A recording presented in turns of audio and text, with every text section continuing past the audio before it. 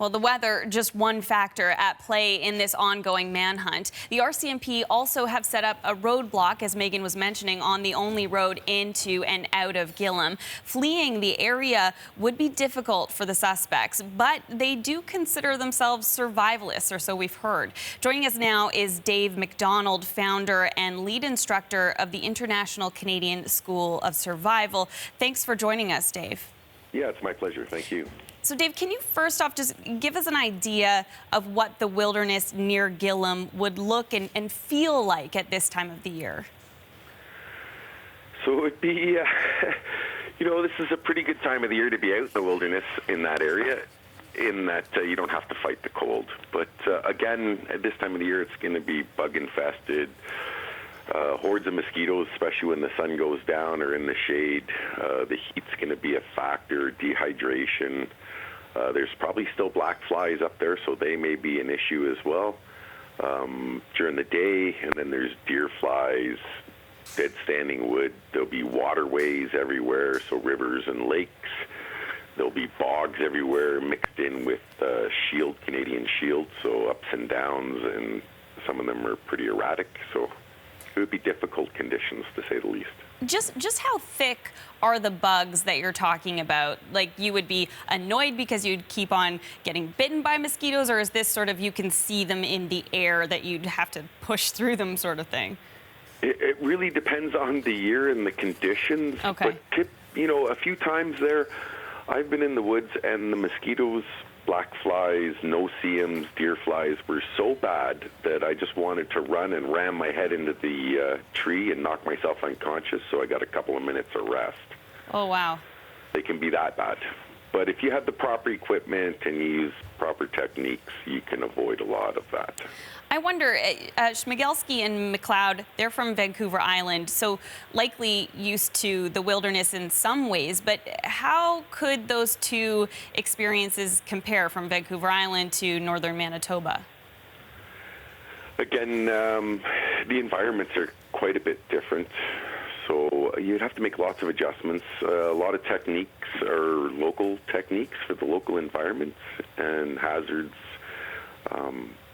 But you can adapt some of them universally, but you have to be able to make those fine adjustments, we'll say. And what kind of gear would two people need to survive in this area? We're not entirely sure what they would have with them at this point, but what kind of gear would be, I guess, the base minimum? I kind of use the personal safety triangle, so first aid, training, and equipment really is suffering prevention. And then some type of survival training really depends on your definition. There's a lot of different definitions out there, but survival training is really first aid prevention because you can avoid a lot of the environmental injuries if you have survival skills and knowledge. And then land navigation skills are survival prevention. If you don't get lost, then you shouldn't end up in a survival situation. So navigation, first aid, and basic survival training are essential. We've heard these two described as self-taught survivalists. One of the fathers described them as that. What exactly does that mean for someone who's not familiar with that? It depends on your definition, but I'm thinking they're probably, I don't know if they're outdoor bushcrafters or survivalists or preppers, or it's very hard to speculate on that. But typically, survivalists are people who are prepared for disasters, whether it's man-made disaster, natural disaster, or incidents or accidents in remote areas.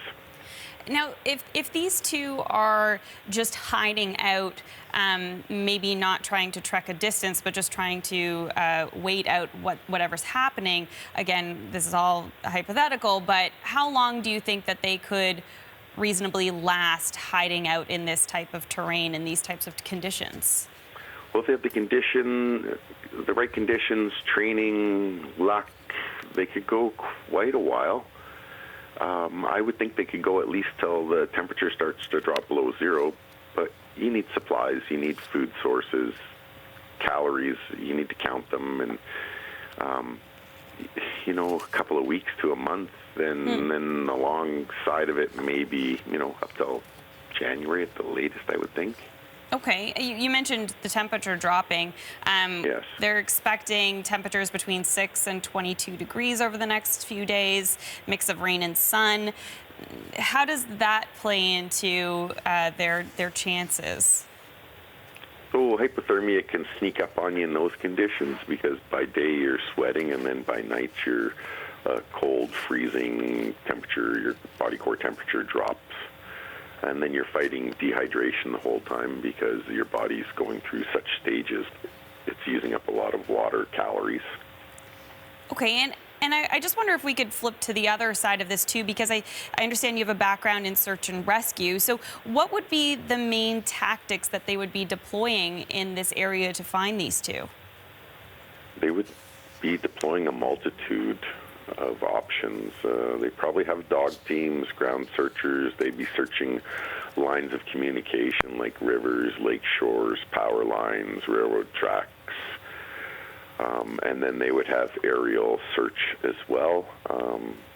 Typically, and I guess they're using drones up there at the moment. Yes. Probably small aircraft as well, like Cessnas or something along those lines. And they would probably be using local resources, local knowledge, trappers, fishermen, Okay.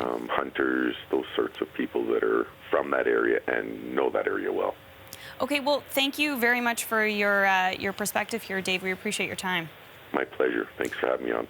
That's Dave MacDonald of the International Canadian School of Survival. He spoke to us from Lac de Bonnet in Manitoba.